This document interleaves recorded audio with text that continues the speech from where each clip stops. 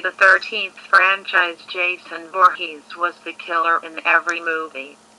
Anyone who has seen Scream knows that it is one of horror's most poorly kept secrets that Mrs. Voorhees was the villain of the original Friday the 13th movie, avenging her son Jason, who later went on to become the star of the show. This was later followed by copycat killer Roy Burns in A New Beginning Part 5, but doesn't it seem strange that three spree serial killers all plagued the Crystal Lake region with the same motive and methodology? It would be like John Wayne Gacy and Dean Corll both moving into houses on Elm Street. I proposed that it was no coincidence at all. One pervasive question around the first Friday the 13th movie regards what Jason was doing for the 20 years after he drowned. If he loved his mother so much, why didn't he make himself known to her during one of her many Crystal Lake visits? Why didn't he kill anyone before seeing his mother die? We see Jason emerge from Crystal Lake at the end of Part 1 in child form, despite drowning 20 years prior. This is usually assumed to be either a dream or a psychic attack. And supernatural antics and psychic attacks are well established throughout the series, notably Parts 7 and 8. Another critical point is that the ethereal form of Jason is frequently portrayed as a child. Part 1, Part 8, and Freddy vs. Jason all make a point of this. Obviously, the representation is symbolic of his traumatic drowning, but it also reflects his severe developmental impediments going back to Mrs. Voorhees, who was compelled by a voice inside her head to kill them. Mommy, we are told she was driven mad after his death. But can we ignore Jason's notable absence, his psychic child avatar, and his later examples of parasitiological assault? That's right, I'm proposing that Mrs. Voorhees was not insane at all. She was a psychokinetic sock puppet for comatose Jason. The voices were real, and they were his. Then the traumatic decoupling that followed her death pulled him out from his slumber, and he continued where he left off until then. Perhaps he had been laying in undead torpor at the bottom of Crystal Lake, tubed up brain dead in the hospital bed somewhere, or lovingly tended to in a cabin by Elias or Crazy Ralph.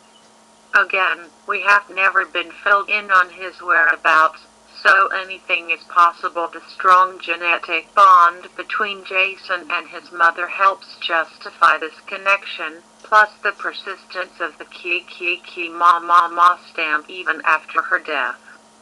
Jason Goes to Hell is a contentious part of the lore, but it supports both Jason's non-corporeal nature and the importance of Voorhees' blood. Moving on to Roy Burns, he was a paramedic in a caring profession, so his easy willingness to don the mass murderer hat is even more peculiar than Pamela's turn. Yes, his son had mental health issues, so we could infer Roy had problems too, but his son is portrayed as soft and harmless at this time. Jason is out of action, much like the first movie. What better catalyst to strike a new illegitimate undead psychic bond than the immeasurable trauma of Roy experiencing the death of his child, while under someone else's care, Jason's exact fate. Vital to note here is that Roy Burns doesn't go after the killer of his child or the custodians of the facility. He goes after local youth. Is it supposed to be a coincidence that this is Jason's exact MO? I put forward that Roy wasn't avenging his son. He was avenging Jason. For Jason, certainly, Roy disguised himself as Jason, which is a weird flex, but that sits fine with me, since Mrs. Voorhees is shown to be evasive and in general control of her senses.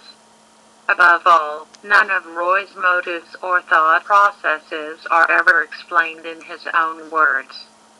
His entire plan was simply deduced by the authorities after his death. In conclusion, when his physical form lay dormant, Jason bluntly used the psychokinetic portion of his supernatural powers that he lacked the intellectual capacity to understand, to irresistibly compel Pamela and Roy to kill the guilty, much like he himself was irresistibly compelled to kill the ever-contentious Jason Goes to Hell. Shows that Jason's essence is literally transferable, and an autopsy technician is hypnotically compelled to eat Jason's heart, leading to full possession. But even if we ignore this entry altogether, we can't ignore New Blood, Manhattan, or even Jason Lives. Jason's brushes with the psychic realm are unquestionably a part of the lore. Going a step further, you could even argue that comatose Jason compelled Tommy Jarvis to dig up his grave. There are just too many instances of people acting irrationally in the service of Jason every time he's out for the count.